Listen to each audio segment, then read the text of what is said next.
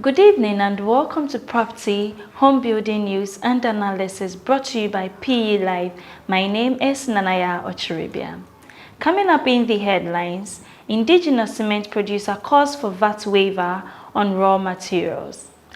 Government acts to enforce regulations on building permits. And in foreign news, experts in the property market share ideas on investing in the real estate market.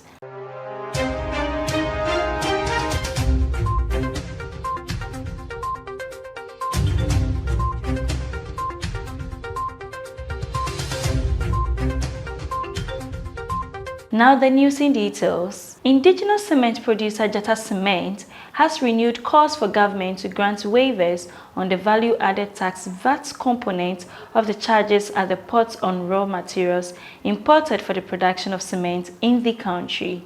The managing director of Jata Cement, Nana Philip Acha, said instability in the local currency had significantly pushed up operational costs of cement producers, necessitating the passing on of the cost to consumers in the form of higher prices of cement. He was speaking during a courtesy call on him by the media at the company's factory located near the Tema port. Nana Acha was of the view that taking away the VAT component would impact positively on the cement economy, since producers would be in a position to reduce their imports and production.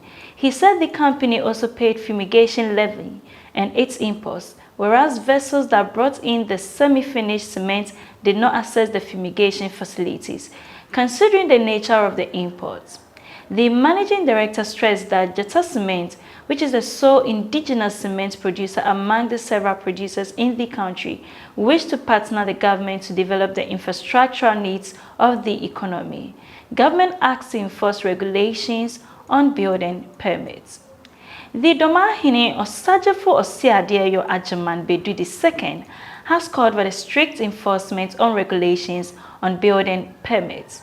He said the enforcement would make it difficult for people who did not have titles to plots of land to build.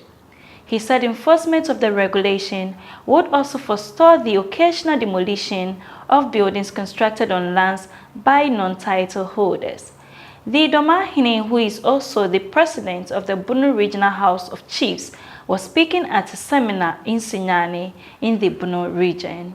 He indicated that the surveyors at various metropolitan, municipal, and district assemblies were supposed to exact their duty on schemes before registration commenced.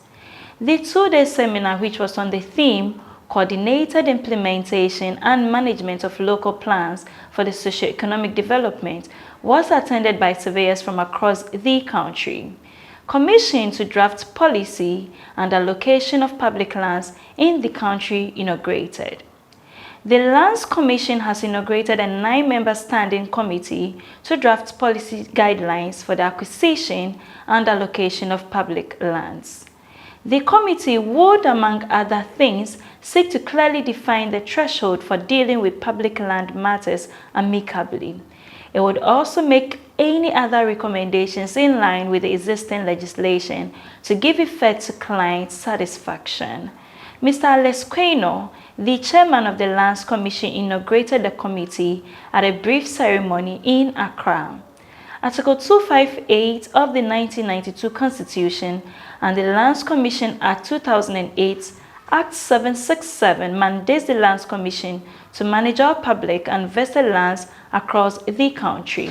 Per the same legislation, the Commission is to formulate and submit to government recommendations on national policy with respect to land use and capability.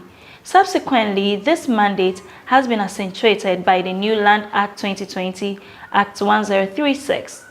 Mr. Quaino said the Lands Commission manages a substantial number of public lands across the country, adding that the existing guidelines for regulating the acquisition, allocation, or release of those lands require review to cater for contemporary land management and administration matters.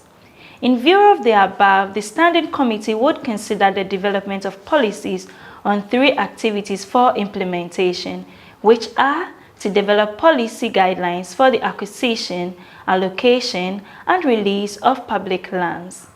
Mr. James Datson, the Executive Secretary of the Commission, urged the committee to work assiduously to achieve the set objectives.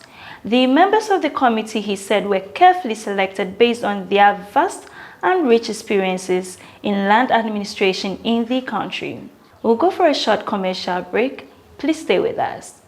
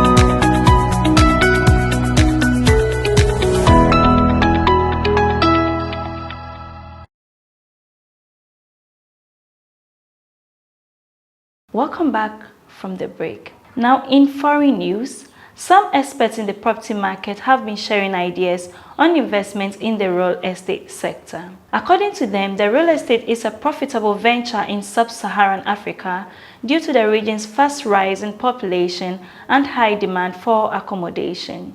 They add that already some investors are making a fortune by pushing up property and rent prices in several cities across the continent, thus making real estate ideal for potential new investors. With a fast rise in population in Africa, there is always a need for shelter, the experts say. Africans can benefit from the sector by investing in residential rentals in safe neighborhoods with good schools and access to water and public transport. They are also of the view that real estate investment trusts, REITs, allow investors to earn rewards without holding physical property. Adding that the new African investors can act as an intermediary between property owners and buyers for rewarding opportunities. They also encourage investors to go into commercial real estate as properties used for business purposes to generate income. According to them, creative Africans can update and modernize a property to earn a fortune in real estate. If you can identify property areas that require value, consider commercial real estate. There are immense opportunities in real estate markets, primarily through lease options. Many investors earn rewards in real estate without significant capital with lease options. Short sales are present money-making opportunities as it does not require much investment. Available information on Home Guide has shown that hard money lending is a smart way for investors to acquire properties quickly. Unlike traditional banks, most hard money lenders offer loans based on the property value for brief periods. Lenders offer short-term loans with interest rates to commercials and residential real estate buyers. While hard money lending requires capital, Africans can generate good profits in the short term. Do well to follow us on all our social media handles. We're on Facebook, LinkedIn, Twitter, and Instagram at Property Express. You can also reach us on our website www.propertyexpress.org. Thank you for watching. Good evening.